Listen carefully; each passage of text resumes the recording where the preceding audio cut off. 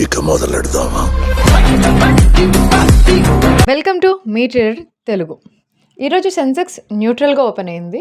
Around 84,450 దగ్గరగా market open అయింది. నేను 9:15కి ఈరోజు సెన్సెక్స్లో 84,500 పీఈని అరౌండ్ 178 రూపీస్ దగ్గరగా బై చేశాను. ఆ టైంలో మార్కెట్ 84,500 దగ్గరగా ఉంది. నేను ఈరోజు సెన్సెక్స్ 84,400 వరకు ఫాలో అయ్యి తర్వాత పెరుగుతుందేమో, బట్ అక్కడ వరకు అయితే ఫాలో అవుతుంది అన్న వ్యూలో ఉన్నాను. చాలా కాన్ఫిడెంట్గా కూడా ఉన్నాను 84,400 వరకు అయితే ఫాలో అవుతుంది అని.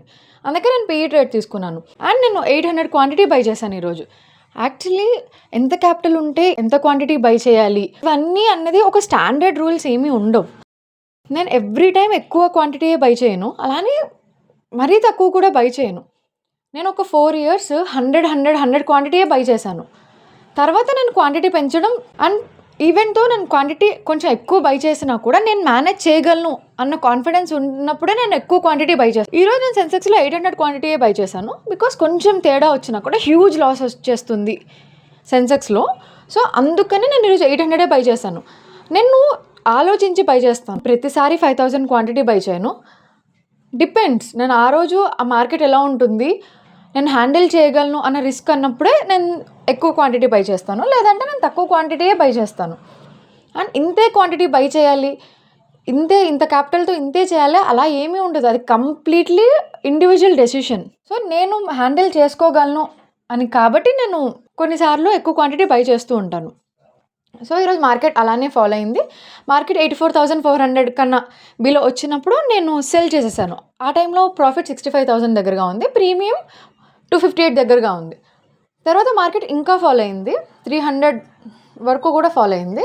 బట్ వన్స్ నా టార్గెట్ రీచ్ అయ్యాక నేను ఇంకా ఆపేస్తాను. 400 అనుకున్నాను, అక్కడ వరకు ఫాలో అవుతుంది అనుకున్నాను. సో అక్కడికి రాగానే నేను సెల్ చేసేసాను, నా ప్రాఫిట్ బుక్ చేశాను. తర్వాత నేను ఏ ట్రేడ్ తీసుకోలేదు. అండ్ ఈరోజు నా ట్రేడ్ని నేను అలా కంప్లీట్ చేశాను. ఇది సార్ నా బ్రాండ్. అండ్ క్వాంటిటీ బై చేయొచ్చా బై చేయకూడదు అన్నది కంప్లీట్లీ మీ డెసిషన్, అది ఇండివిజువల్ డెసిషన్ కంప్లీట్లీ. అండ్ ఇంకొకటి, ఈరోజు నేను ఎందుకు ప్రతిరోజు అంత కాన్ఫిడెంట్గా ట్రేడ్ తీసుకుంటాను అంటే, నేను స్టాక్ మార్కెట్లో పెట్టిన క్యాపిటల్ పోతే నా లైఫ్ ఏం కాదు, చాలా స్మూత్గా వెళ్ళిపోతుంది నా లైఫ్. అలాంటప్పుడే నేను మార్కెట్లో అంత స్ట్రాంగ్గా ఉంటాను. సరే అది లాస్ అయినా సరే నా లైఫ్కి ఎటువంటి ఎఫెక్ట్ ఉండదు. అందుకే నేను మార్నింగ్ అంత స్ట్రాంగ్గా నేను ట్రేడ్ తీసుకుంటాను. నేను మార్కెట్లో లాస్ ఉండదు అని కాదు, నేను లాస్ ఉంటుందన్న వ్యూలోనే తీసుకుంటాను. నా లాస్ని నేను రెస్ట్రిక్ట్ చేసుకోగలను అని కూడా అనుకుంటాను. కొన్నిసార్లు రెస్ట్రిక్ట్ అవ్వకుండా ఎక్కువ లాస్ అయిపోయినా సరే నా లైఫ్కి ఏ ప్రాబ్లం రాదు అని, నా లైఫ్కి ఎటువంటి ప్రాబ్లం ఉండదు అని నేను అంత స్ట్రాంగ్గా తీసుకుంటాను.